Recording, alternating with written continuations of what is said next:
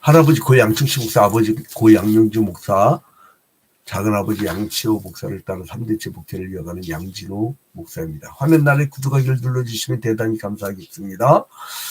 최근에 한국교회 총연합회 대표회장 김종혁 목사님은 대한예수장로회 합동 측 가장 보수교단이죠.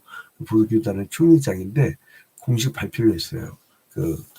12.3 계엄령 이후에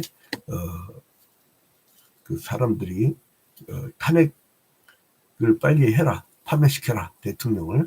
그리고 이제 한쪽은 탄핵 반대 해갖고 막 갈라지니까 공식 입장을 표명했습니다. 꼭 들으세요. 한교총이 다양한 교단의 연합기관이기에 극우 국자도 소속되어 있다.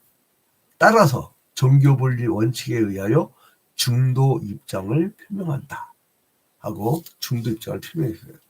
모든 목사님들 잘 들으세요. 한국교회 총연합회는요, 한국교회의 대표적인 교단들, 큰 교단들, 뭐 애장, 합동, 통합 뭐 이런 식으로 큰 교단들, 대표적인 교단들이 한 90% 이상의 교세를 갖고 있는 교회 연합체예요. 그리고 옛날에 한국기독교 총연합회라고 정광훈 목사가 대표장을 있었던 한기총은 아주 소수의 자그마한 교단들이 모여가지고 남아있는 거예요. 그게 아마 3%나 될까? 한국교회. 그러니까 옛날 한기총이 아니에요. 지금은 한교총이 대세고, 한기총은 옛날 이름, 우리 아버지 당시에는 그게 보수교단의 중심이었는데, 그래서 지금 그 대표적인 게 한국교회 총연합회가 있고, 좀 작은 조직으로는 한국 기독교 총연합회가 있고, 또 한국교회 연합이 있고, 한국 기독교 교회 협의회가 있어요. 한국 기독교 교회 협의회는 소위 말해서 NCC로 알려져 있고, 세계 WCC하고도 연결되어 있는 이 에큐메니카를 지향하는 그런 교단들이죠. 아무튼 다시 말씀드립니다. 한국교회 총연합회 대표회장 김종혁 목사님이, 예장 합동 총회장이신 김종혁 목사님이 한교총이 다양한 교단의 연합기관이기 때문에 극우 국자도 소속되어 있다. 따라서 정교분리 원칙에 의하여 중도 입장을 표명한다고 말씀하셨습니다. 이걸 꼭 좀 기억하셨으면 좋겠습니다. 자, 이제 왜 이렇게 이런 발표를 하는 거 아니? 정말 한국교회 일부 좀 극단적인 목사님들이 나가서 좀 너무들 해. 심지어는 지난주 토요일 날에는 무슨 말까지 했냐면, 계엄은 하나님의 뜻이라고. 내가 그래서 공개적으로 얘기했죠. 성경적 근거를 안 갖고 그냥 내가 그 목사님과 그 장로님도 똑같은 얘기를 하던데, 개낀 도끼님 같아요. 그걸 가만 안 놔둡니다. 왜냐면 하나님의 이름을, 첫째 하나님의 이름을 들먹고 있기 때문에, 두 번째는 한국교회 대표인 척하면서 나가가지고 떠들어댔기 때문에. 자, 그런데 이게 오늘날의 얘기만 있냐? 그게 아니에요, 여러분. 여러분, 나라가 평안하면 우리 국민도 편안합니다. 그러니까 왜 이렇게 불안하냐면 국가가 불안해서 그래요. 자, 이제 지금으로부터 한 2800년 전, 그 정도, 한 2700년 전, 이때 남유다에 우시야 왕 때에 아모스 선지자라는 사람이 있어요. 근데 이 아모스 선지자는 직업적 선지자 출신도 아니고, 직업적 제사장 출신도 아니고, 이 사람 농부 출신이야. 그러니까 보면 하나님이 들어 사용할 때 하나님은 직업을 보지 않으신 것 같아요. 직분을 보지 않으신 것 같아. 응? 장로교를 만드는 존 칼빈이 기독교 강의를 쓸 때 27살 있었어요. 저의 나이에 반도 안 되는데 기독교 강의를 27살 때 썼다니까. 그리고요, 주일학교 교사했어요. 목회자도 아니었어요. 그러니까 하나님은 누구를 언제 어떻게 쓸지 몰라요. 근데 아무튼 중요한 게 뭐냐면, 이 아모스 선지자가 보니까 북이스라엘 범죄가 너무 심하네.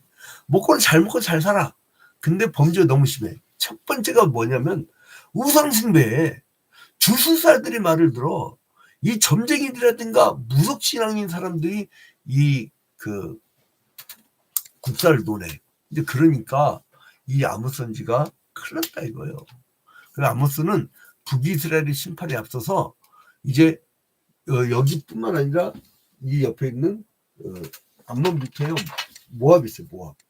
이 모압 있고, 그러니까 이 모압, 암몬 이런 데부터 이제 심판을 선포합니다. 왜냐하면 악영향을 주니까. 악영향을. 사람들이 그러죠. 뭐 아무나 뭐 나라나 뭐 잘 먹고 잘 살기만 하면 되지 뭐 그러잖아요. 아니요. 그 귀신이 잘 먹고 잘 사는 것도 뭐가 잘 먹고 잘 사는 건데.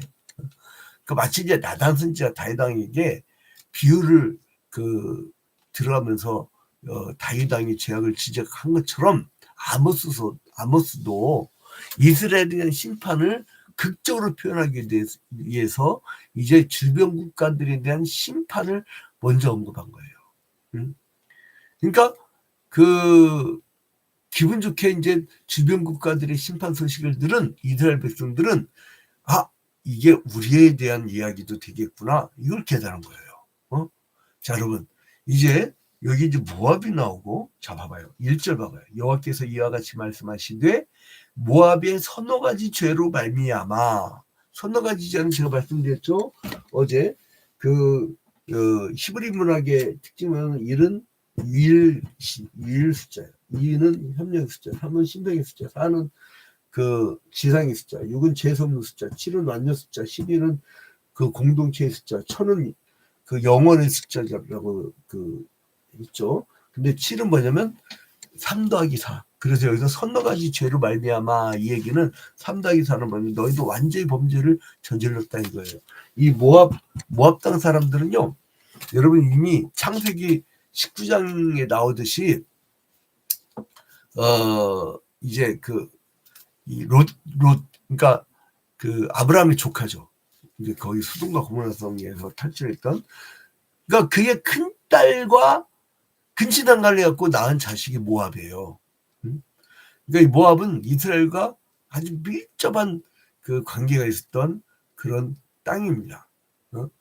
그리고 이제 그 밑에 있는 에돔 땅은요, 야곱의 형이었던 에서의 후손이에요. 에서의 후손. 그러니까 이게 다 밀접한 사람들이야. 근데 아무튼 모압은 죽은 자들을 욕되게 하는 등 잔인한 범죄를 저질렀어요. 능지처참이라고 하죠. 근데 아무튼 모압은 암몬과 형제지간으로 롯의 후손이죠. 큰딸, 작은딸. 그러니까 이제 근친상간으로 낳은 자식들이야. 그 후손들이에요. 그래서 이제 이 모압은, 여기서 1절에 나온 모압은 암몬하고 똑같이 이스라엘과 적대적인 관계였습니다. 자, 이제 그래서 고제사에서는요, 죽은 자의 시체나 무덤을 굉장히 소중히 여겼어요. 우리처럼 뭐 묻는다든가 이게 아니라 가급적이면 동굴로 잘 모시는 그런 형태였었는데, 근데 이 모압은요, 얼마나 잔인하냐면, 에돔과의 전쟁을 막 했단 말이에요. 에돔과 막 전쟁을 했는데, 그때 이제 에돔의 시체를 꺼내. 그래가지고 화장을 시켜 막 불질러 버린다는 거죠. 그리고 그 뼈로 건축용 횟가루로 만들어 사용했어요. 화장을 한 다음에 하얗게 이게 뼈가루 하잖아요. 그거를 건축용 횟가루로 사용했다니까. 그러니까 이게 뭐냐면 복수와 증오의 아주 막 극단적인, 막 쿠데타를 일으켜가지고 나랑 반대되는 사람들 수거에다가 그냥 막 다 죽여버리는데, 죽여버리기 전에 고문 도구가 옛날에 야구방망이나 송곳 이런 것까지 얘기하는데, 작두는 뭐에다가 쓰려는지 모르겠어요. 작두. 얼마나 그렇게 잔인합니까? 복수와 증오가 가득한 거는요, 그거는 하나님 나라 아무 관계 없어요. 그걸 어떻게 하나님의 뜻이라고 할까? 아무튼 이 모압에 대한 심판. 근데 그것들을 또 좋다고 하는 미친 목사님들이 계세요. 가만히 좀 있으니까 그냥 조용히 기도하라니까. 내가 이 목사님들 들어가서 기도할 때까지 얘기할 거예요. 받더라고. 나한테 항의가 들어왔어. 양 목사, 그렇게 이럴 때 진리를 외쳐주는 그거는 성경적 근거를 내놨어 내가. 성경적 근거를. 자, 아무튼 이 잔인한 모압에 대해서 하나님은 심판을 선포하셨어요. 근데 이 요란한 외침과 진군나팔 소리 중에서 이 물밑에 쳐들어온 적군에 의해서 이 재판장과 방백, 왕 그리고 백성들이 다 함께 멸절당하리라고 했습니다. 자, 이제 2절에 보니까 내가 모압에 뭘 보낸다고요? 불을 보내갖고 궁궐을 다 태워버린다는 거예요. 그리고 이제 3절에 보니까 내가 그 중에서 재판장을 멸하며 지도자를 함께 죽이리라. 재판장이 뭔 짓을 했대요? 이 사람들은 꽝꽝꽝 해갖고 그래 에돔에 있는 왕의 그 무덤 시체를 꺼내다가 이 불에 끄슬려가지고 그 횟가루를 만들어가지고 건축용으로 만들어라 이제 그런 거를 판결해 주는 거야. 그러니까 이게 하나님이 완전히 그냥 너희들을 불을 내려갖고 그냥 심판을 해버릴 거라고. 멸절당할 거라고. 그리고 이제 유다에 대한 심판이 나옵니다. 유다에 대한 심판. 아이고. 4절 봐, 4절. 여호와께서 이와 같이 말씀하시되 유다의 서너 가지 죄로 말미암아 내가 그 벌을 돌이키지 않게 하리니. 유다의 서너 가지 죄, 유다의 서너 가지 죄. 이것도 똑같이 완전하게 범죄를 했다는 거예요. 그러니까 이방 국가들에 대한 심판을 얘기하면서 유다에까지 얘기하는 거예요. 그러니까 점점 이스라엘 향해서 바짝바짝 다가오죠.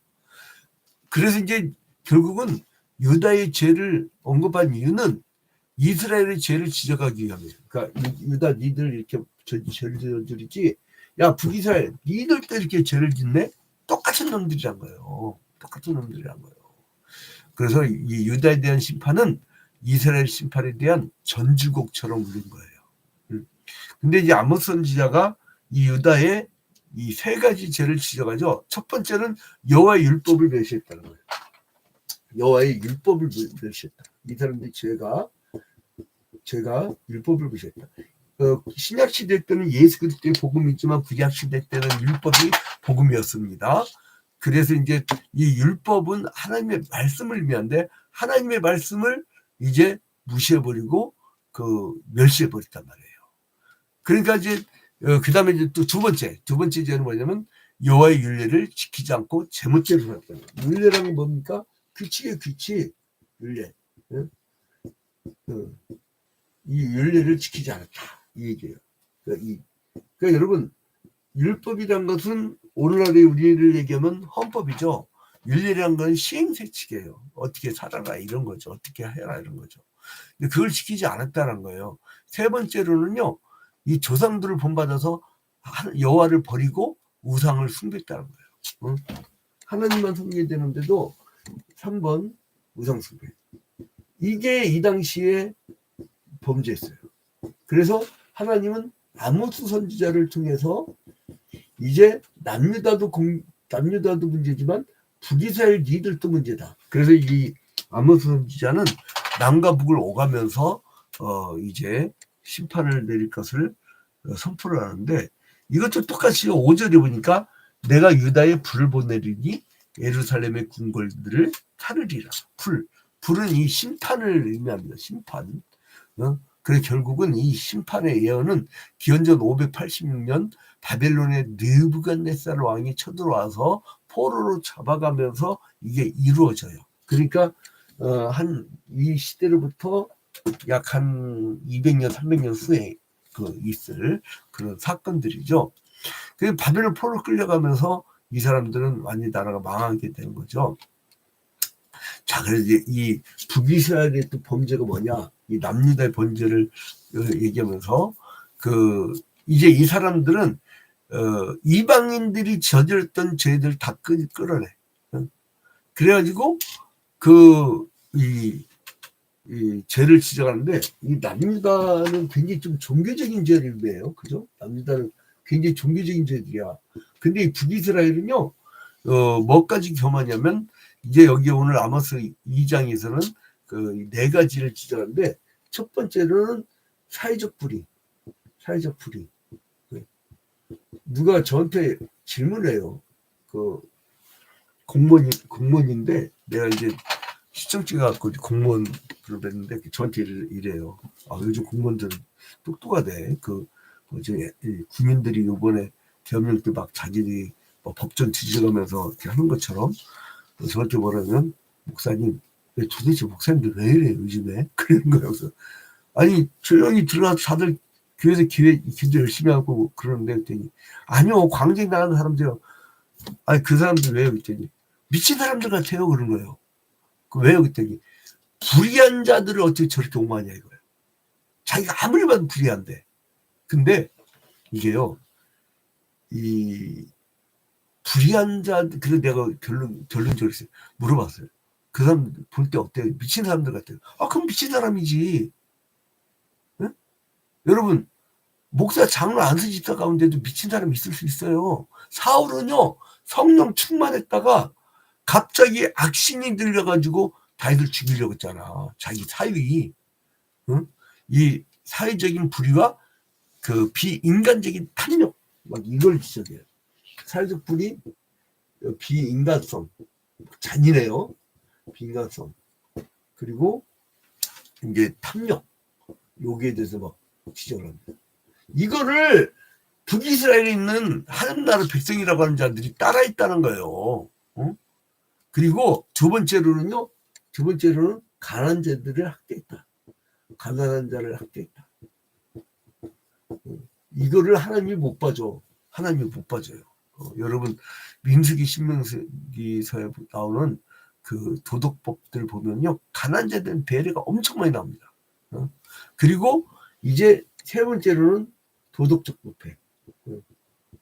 이때도요 그 마약 같은 게 있었나 봐. 근데 이제 그 권력층 자녀들이 이렇게 잡히면 그걸 또 살짝 빼주고 또 이제 혹은 봐주고 막 이런 짓 하는 거죠.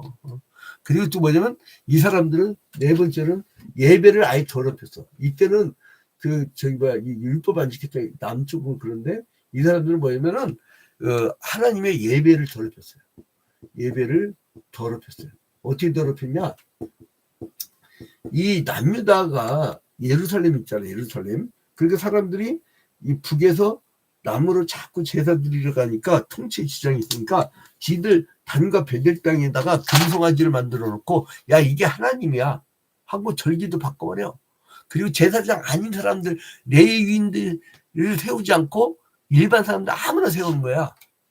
그래 그렇게 해가지고 아주 종교적 타락이 아주 심했던 당시입니다.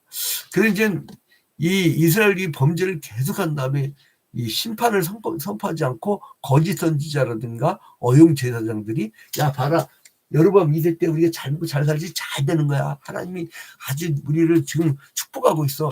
요짓거리인데 이런 범죄 남이나 북이나 이런 범죄할 때는 심판을 얘기해야 되는데 이 막 거짓 선지자하고 어용 제사장들은 혼날 일이 없지. 딸랑딸랑딸랑 하니까. 그래서 이제 이 이스라엘 양은 하나님의 그 사랑이 컸는데 이들은 그 사랑을 거절하고 반역해 버렸네. 그래서 하나님이 이제 화가 나신 거예요. 그래서 하나님이 심판을 내린 거예요. 여러분 오늘날도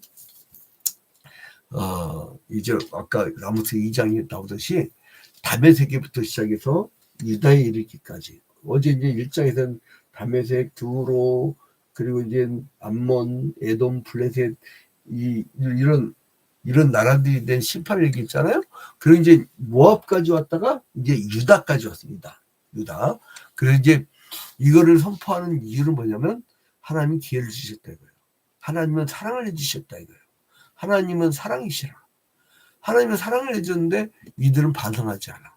그래서 하나님은 심판을 내릴 때 야 니들 거룩한 백성이지 어우 나쁜 놈들 이렇게 구분하지 않는다는 거예요. 똑같다는 거예요. 똑같다는 거예요. 꼭 잘 들으세요 여러분. 우리가 이상하게 나는 예수를 믿었으니까 구원받았으니까 난 천국 가라고 하는 어떤 이상한 장사치 교리를 심어놔 버려서 여러분 구원의 서정은요 부르심만 있는 것도 아니고요 의롭다 칭해진 칭의만 있는 것도 아니고요 성화도 있고요 이게 종합적인 건데 소명 중생 회심 신앙 칭의 수양 성화 견인 영화라고 하는 구원의 서정이 있는데 이걸 어떻게 이상하게 만들어 놨어요. 여러분 개혁주의 신학에서 그런 싸구려 복음을 얘기한 적이 없어요. DT를 보내포 목사님. 그래서 값싼 은혜와 값진 은혜로 나눠요. 싸구려 복음으로 만들지 마세요.